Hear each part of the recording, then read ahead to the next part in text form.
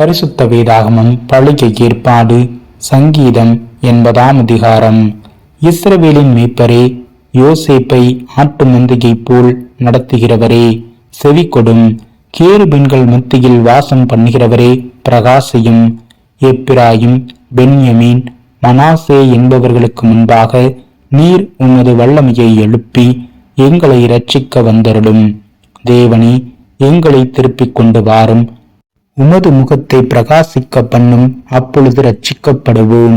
சேனைகளின் தேவனாகிய கர்த்தாவே, உமது ஜனத்தின் விண்ணப்பத்துக்கு விரோதமாய் நீர் எதுவரைக்கும் கோபம் கொள்வீர்?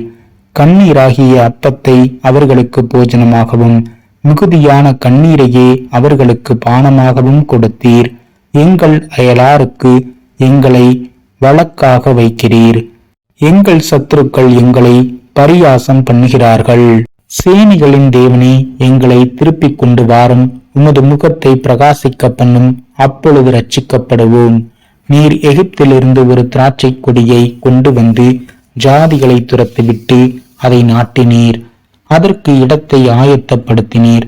அது வேரூன்றி தேசமெங்கும் படர்ந்தது. அதன் நிழலால் மலைகளும் அதன் கிளைகளால் திவ்யமான கேதுருக்களும் மூடப்பட்டது. அது தன் கொடிகளை சமுத்திரமட்டாகவும் தன் கிளைகளை நதிமட்டாகவும் படரவிட்டது.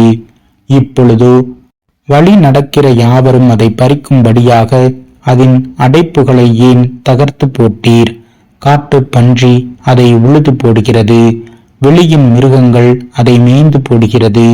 சேனைகளின் தேவனே, திரும்பி வாரும்.